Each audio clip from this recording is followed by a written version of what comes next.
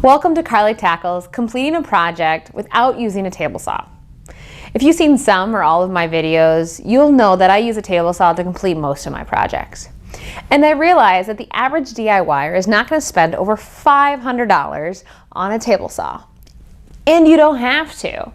In most cases, not all, but in most cases when I use a table saw, you can accomplish the same thing with a circular saw. Battery operated circular saws go for around $70 if you just need the tool.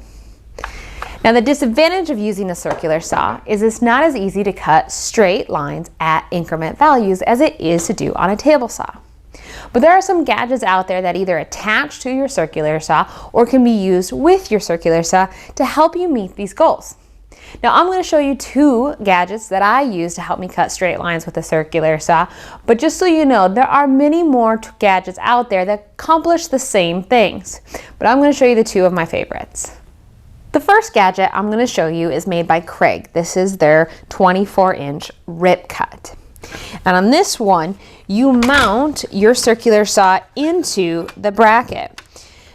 And I will admit, I was very surprised how easy it is to calibrate the guides to your saw.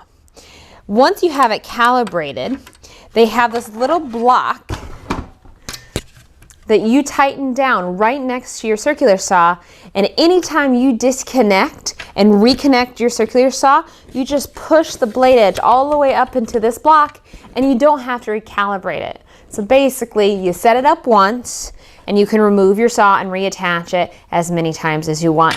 The other cool thing about this guide is it has a ruler with a red line that matches up to the increments on the ruler. So if you know you need to make a 15-inch cut, you just slide this to the 15-inch line once it's calibrated with your saw, and you lock it down, and you know you're gonna make a 15-inch cut. Or if you drew a line on a board and you just have to line it up, you can loosen your mount guide, slide it to line up with that line that you drew, and lock it down in place. Let me show you how easy it is to reconnect your circular saw. Once you have the guide calibrated, and the instructions are really easy in the manual, I think there's like 7 steps total to assemble this whole thing. Take your circular saw and you line it up to your block, and taking a Phillips screwdriver, you tighten these screws and they clamp your circular saw in place. And to quickly remove your circular saw, if you need it for other projects, you just loosen these Phillips screws and your circular saw is released from this RipCut. When you're ready to make your cut, you take this edge and you put it on the edge of your piece, and now whatever your ruler is set to, that is where your saw blade is gonna make your cut. So if I had a 15-inch thing, I loosen my mount, I slide it to the 15-inch line, clamp it down, and all I have to do is hold this piece firmly against the edge of the plywood and make my cut. Obviously, I wouldn't have a bench underneath it, but you get the idea. Super simple. Now the disadvantage to this RipCut, or in this particular one, is it's only 24 inches. So if you need to cut a longer piece, this isn't gonna work for you. So let me show you my second gadget. The second gadget I wanna show you is the Bora edge clamp. And these come in different sizes. This is a 24-inch, and I also have a 50-inch. And they make a few sizes in between, as well as they make extension pieces, so you can take 2 of these together. And so you can cut up a whole sheet of plywood. Now these come in handy when you have greater distance than a RipCut can handle. For example, what if I need to cut this board 30 inches?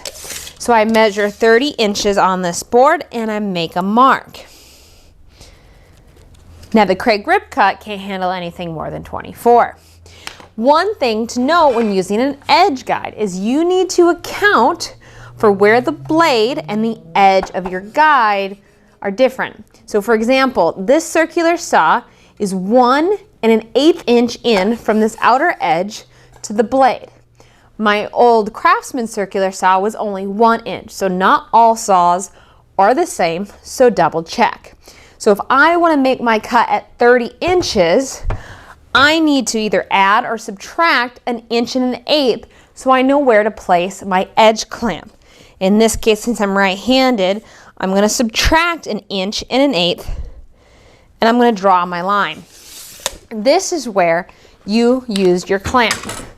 Typically, I would draw that line all the way through, and I have to line it up manually with that line, and when I get it where I want it, I just flip this little lever down, and it actually clamps on the board, so it's not going anywhere.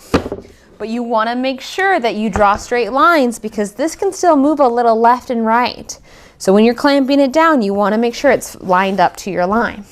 So this is kind of what it looks like on the other side. You can see the clamps have the board held in place. And so when I push on it, it's not going to go anywhere. And that's what I'm going to use to help make my straight line.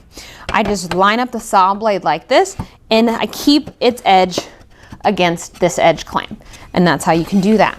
So these are the 2 gadgets that I recommend when using a circular saw to help you cut these straight lines.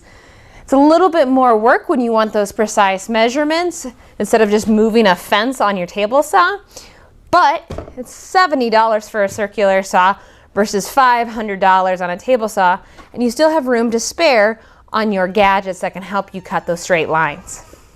Thanks for watching Carly Tackles completing a project without using a table saw. If you're interested in any of the gadgets or the circular saw, check out the video description below for product links. If you like this video, please give it a thumbs up and share it with your friends. If you'd like to see more videos similar to this or some of the projects that I've done using these gadgets, please subscribe to my channel, Carly Tackles DIY, Tools and Gadgets, Tips and Tricks, and make sure you hit that bell so you get notifications when I release new content. Thank you.